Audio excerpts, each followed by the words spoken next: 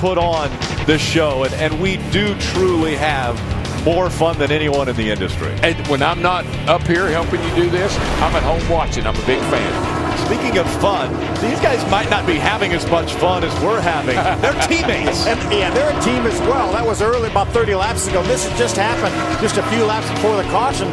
I don't know if Matt didn't go or Johnny really went. I think Johnny was just trying to stick it up under him there, and it didn't work. And they're starting side by side. 9 laps of racing to go. Kyle Busch back into the gas. Hornaday on his outside. Green flag in the air. Boy, that was a ragged restart. I think Kyle brought him down really slow for some reason. Something really happened there. Well, you got two of the best guys in the business on restarts right here, and they argue about that time to time about which one's the best. Can Kyle Busch hold off Ron Hornaday? Hornaday looks to the inside as they go down the backstretch. He has a position on the inside. Hornaday trying to steal it away from Kyle Busch. Up the racetrack they go. Hornaday takes the lead. You know how many times I've seen Hornaday drive down under somebody and make it? Out in front is Ron Hornaday. He becomes the 4th different driver to lead here tonight. I don't think Kyle Busch is going to be very happy with how Ron Hornaday took that lead by moving him so far up the racetrack. Well, that was a great move on Ron's part. He drove in there. It was like he didn't care if he wrecked or not. I'm going to make a pass or I'm going to wreck. And he made the pass. Now Kyle Busch trying to figure out if he can get back by. Oh, I think he can get back by him. I think Kyle was a little bit surprised that Ron drove in as hard as he did and was able to make it stick. Here he comes one more time. Let's see if Kyle Busch can make the move. They go through the tri-oval into turn number 1. Well, Hornaday has to go up the track a bit now. You notice Ron didn't cut him off. Hornaday stays up wide. Here comes Busch. Can he take the lead back on the inside? They're door to door down the backstretch. Got Timothy Peters lurking behind him. And a spinner. Max Pappas. In turn number 2, they get turned around. That's Max Pappas, and the caution will come out once again. Now that's going to be a call right there because Kyle going down the back was maybe a fender out in front of Ron there. We'll see how the NASCAR calls it. They'll review it. They'll go back to the previous loop. But when the caution flag came out, that's what will determine who will lead this race on the restart. Guys, it doesn't matter. We get to do the restart again. They'll start side by side. Well, the guy that's leading is in control of the start. That's where it really does matter. Yep. So Max Pappas gets turned around in turn number 2. This is 3 wide racing as they go into turn 1. 2 more teammates. Yep. Another teammate, Brendan Gaughan on the outside. Max comes down there. Brad Sweet was there. Just a slight bit of contact. Elliott Sadler does a great job getting by on the inside. Oh, wow. Very close call there. I've never seen so close a call that I've seen tonight. Jimmy Dick did a nice job avoiding that 9 truck of Max Pappas. Max Pappas was running in the 18th spot when he went around. Now, you said we got another restart, and we do, but guess what? Kyle Busch will be ready this time. He's not going to let Ron Hornaday pull that again. Ron Hornaday was on the outside. He had a great restart. He stayed to the outside until he got down the backstretch, and then he moved to the inside, got the preferred line, and ran him up the racetrack. And now we're hearing that Ron Hornaday is being scored your race leader. Ray. Just to add to that, Kyle Busch just got on the radio, and he said, "What should I do here, guys?" Eric Phillips, his crew chief, said, "Go to." What go to means is change your ignition box. They have different ignition systems here. They go to the backup, go to number 2. That may mean a little bit of a different situation for them on the restart. Hermie? Yeah, on the Ron Hornaday Jr. radio, they're talking to Ron, and Ron actually came on the radio and said, "I got in the corner a little bit hot and moved Kyle up the racetrack. I guess he's probably mad about now." And Jeff Hensley, crew chief, comes on the radio and says, "Oh, he'll be all right." So we'll see what happens. He'll be all right. You know what Ray was talking about, them moving to another ignition system. There's 2 complete ignition systems, probably a little more ignition timing. That engine will probably run just a little bit better with a little bit more timing. Not something you want to do for 150 laps, but for 3 or 4 laps, going to be fine. Probably a little more timing and a little more RPM. The rev limiter, maybe you got it set where you're at certain RPM. That's going to take it up a notch. So, yeah, you're going to get a little more performance out of that engine here. Do you chance trying to pass on the outside going into turn 1? Well, I think Kyle can pass on the outside going into turn 1 if Ron doesn't run him up the hill. Ron made the comment earlier. Kyle probably a little bit upset about that. Lights off the pace car. They'll line up 2 by 2 once again. We'll have 3 laps of racing to go. And how about some really good runs by guys like Nelson Piquet Jr., James Buescher, Craig Gose in the 46 running 8th. David Starr running 9th right now. Jason White running 11th. Cole Witt back in 12th. Parker Kligerman 13th. Justin Johnson up in the top 15. Some pretty good strategies, too. I mean, you think about Peters, he got 2 tires, and he's sitting here in 3rd place. He's in pretty good shape, too. Here's our Aaron's lucky dog, the 66 of Justin Marks. When they come back to the start-finish line, it will be 3 laps of racing to go, and that is the scheduled distance. This is not a green-white checkered finish. We hope we don't have to go that direction, right? Well, and just to add to what Darrell was saying about the 2 tires on the 17, Butch Hilton reminded Timothy Peters, he said, do not forget, you don't need to be a hero here. We got you in position to get a good finish. If you can win it, do it. But don't get yourself in trouble and forget that you only had 2 tires and the rest of those guys got 4. Well, Ray, I tell you, I think he's sitting in a pretty good spot here, because if the 33 and 18 go off in the corner down here, man at each other, they may take each other up the hill. Peters drives by. We saw that happen with Todd Bodine and Mike Skinner in one of our top 10 moments. Ready. The field 2 by 2 coming back to the green flag. Hornaday back in the gas. Green flag back in the air. Kyle Busch a little slow off the restart. Hornaday nailed it. He got him. How about Timothy Peters?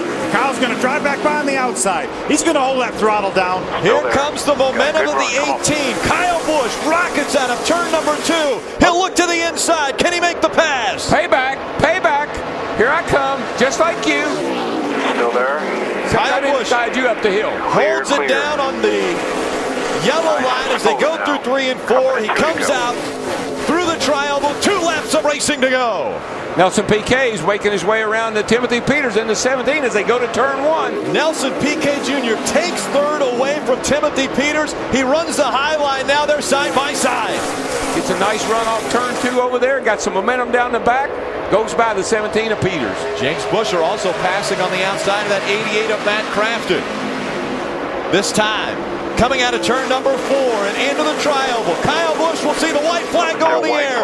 One more time around. You think Kyle Busch was on a mission after he lost that lead to Ron Hornaday? Oh, yes. No question about it. Now Hornaday trying to hold off the 8 of Nelson Piquet Jr. A great run. Hornaday goes. A bobble by the 33. Down to the inside goes the 8 of Nelson Piquet Jr. They race down the backstretch for 2nd. Here comes the 17. He's taking a look underneath the Ron Hornaday. Nelson Piquet Jr. trying to hold it on the bottom of the racetrack. Way up the track goes Hornaday. Timothy Peters is going to take 3rd away. Coming through the tri-oval, it's Kyle Busch winning at Nashville. They come 3 wide across the line, 23-4, and I think it was Cole Witt. Man, that was a race. Awesome job, guys. Awesome job. Awesome job, Eddie DeHutt. Way to wheel that thing, Mr. Busch. That's awesome. 26th career win in just his 89th start in the Camping World Truck Series. You know, I wonder, that guy finishing 2nd, Nelson Piquet Jr., I wonder if we're witnessing a star being born right here in NASCAR. Well, he did a great job tonight. Watch this. Watch these guys come to the line. Cole Witt on the outside. Ricky Carmichael, Jason White down there, and he's on the apron. Right at the stripe. It is too close to call. Jason White, Ricky Carmichael, and Cole Witt. Our scoring monitor has White in front of Carmichael, but Witt in front of White. So Cole Witt scored 12, Jason White 13. What an amazing finish by Kyle Busch. His crew chief Eric Phillips is with Ray. Well, 5 races this season and 3 wins for Eric Phillips. Congratulations. But were you nervous at all there in those final laps? Yeah, I mean, Hornaday got us on that restart, and when the caution come out, I thought we were on all right spot. Kyle, he just pissed the bear off there was all he did, and poked at him a little bit. That's the, you know, everybody wants to say Kyle's calmed down, but when he puts that helmet on, he's still pretty excited. And thanks to Dollar General, all these Toyota guys. Toyota's put a lot of work into some things the last few weeks, and it's paying off. I heard you say go 2. I'm assuming that was secondary ignition. Was that a big help? No, that's something else. But okay, secret. We'll have to find out what the real deal is from Eric Phillips. Kyle Busch climbing out of his truck. He'll do his bow to the crowd. I don't think Eric's going to tell us what that go-to is. No, I don't think so either, but he had a big smile on his face. I like codes. And I tell you what, the crowd here is cheering for Kyle Busch. They saw something very amazing right there. He put on a great performance. Led 140 of the 150 laps here tonight. Ron Hornaday coming home in the 4th spot. He's with Hermie. Well, he came on 4th, but he made this thing very, very interesting. Talk about those last 10 to 15 laps. Looks like it was 2nd, then maybe a win, ended up 4th, but you guys were solid all night. Well, my hat's off to everybody who works on this HI Steakum Chevrolet. Came a long ways. I mean, we were snug all day in practice. We qualified, we were loose, and we just started the race, we were snug again. And I just wore the right front tire off it. I mean, I don't know what else to say. I started backing the corner up, and it wouldn't still turn, so I got in there and tried to use the brake in the last couple of laps. I mean, I blew it. I mean, we gave that one away, and then we ended up coming out 4th. So it just takes a lot of people, and I got to thank them all at KHI for giving us an opportunity. Reams, take them. There's a lot of people in there, and I'm just frustrated right now, but thanks. Ron Hornaday, a disappointing 4th for him, guys. Well, we talked about a lot of people in front of the cameras and behind the cameras. We do want to thank you, the fans, for sticking with us. 200 races here on Speed. And it was Kyle Busch who grabs the win at that magic milestone for us, race number 200. And he did it in dominating fashion, leading 140 of the 150 laps here tonight. We'll hear from him when we come back.